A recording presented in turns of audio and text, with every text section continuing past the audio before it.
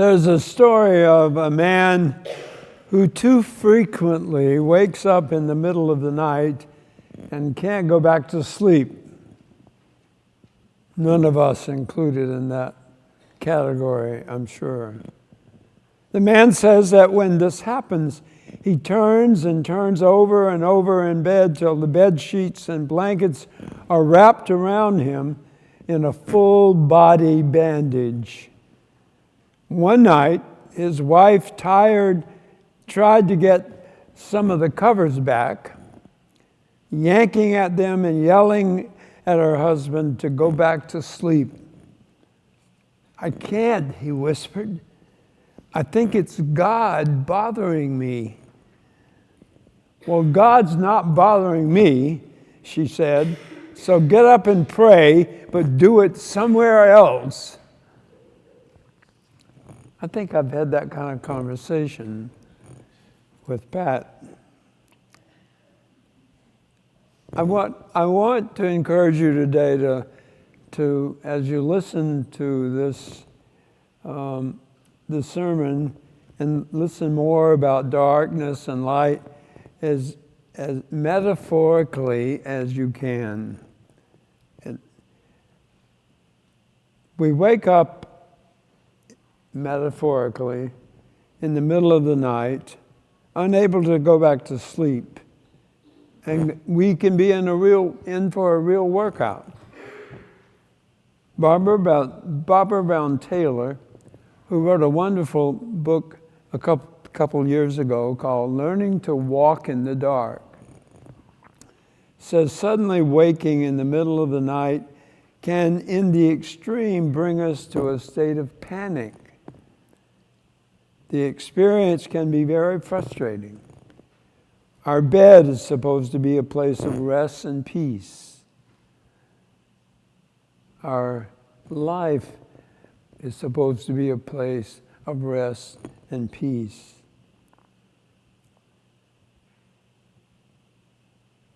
It also a place where you face your nearness or your farness from God. That's how Barbara Brown Taylor experiences the trouble that night can bring.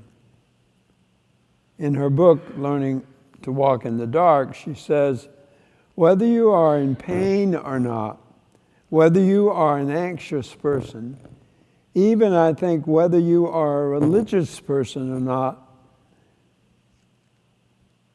a bed is where you come face to face with what really matters, because it is too dark for most of our usual defensive distractions to work. You can turn on the lights if you want, but they are artificial. The most they can do is postpone your encounter with what really matters. They, the lights, cannot save you from that reckoning forever.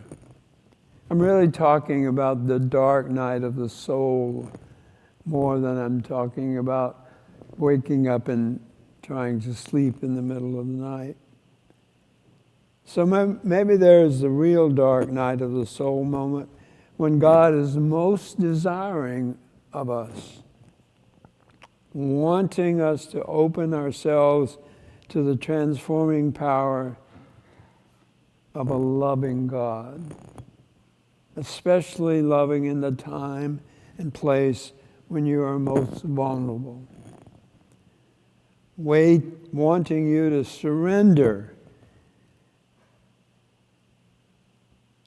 in all your vulnerability to God's love in your struggles. In our story from Mark chapter 1, which is a very intriguing story to me.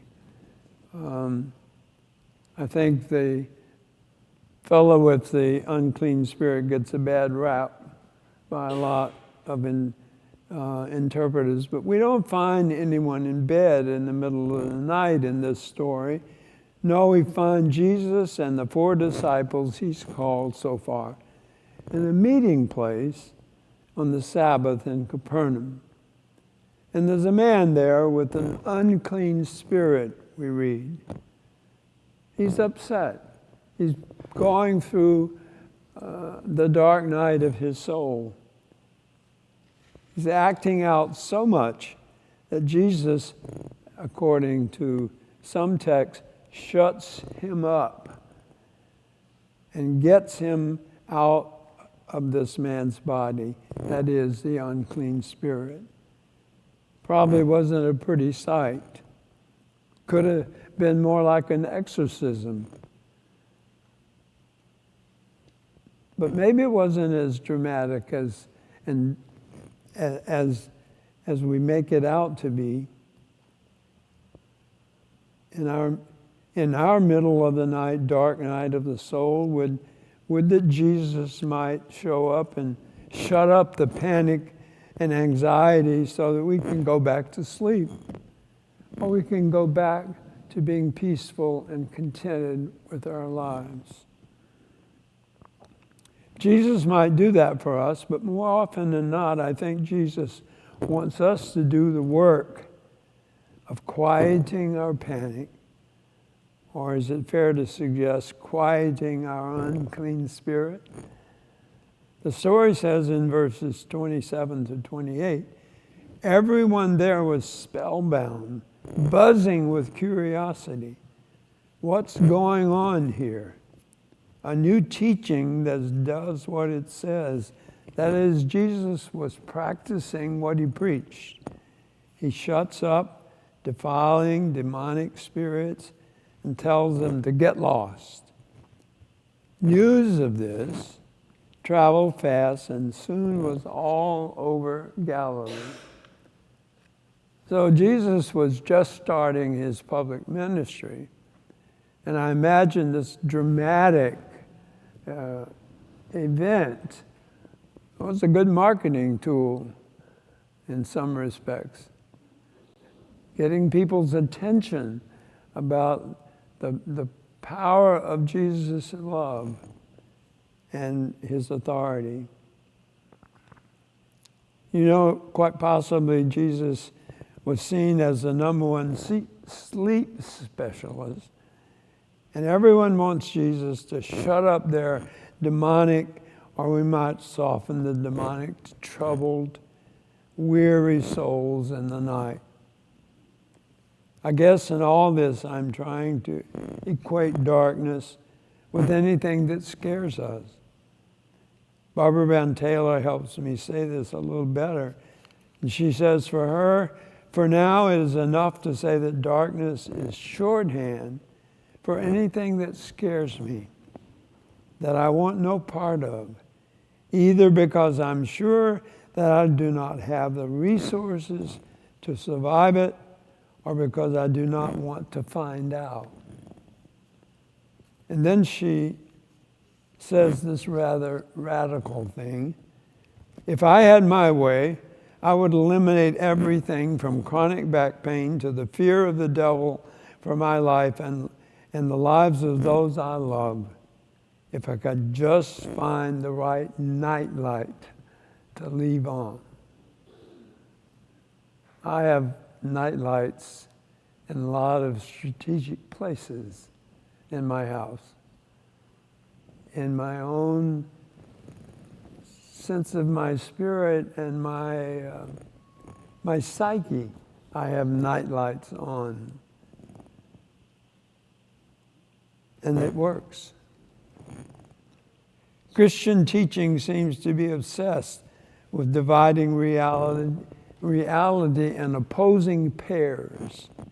You know, good and evil, church and world, spirit and flesh, sacred and profane, are light and dark. You can see that the one half sides closer to God and the other half farther away from God. But as one who seeks to live closer to God's side of these pairs, God revealed to us in Jesus Christ, then we can live in the tensions between these pairs, good and evil, or light and dark. Light and dark go together.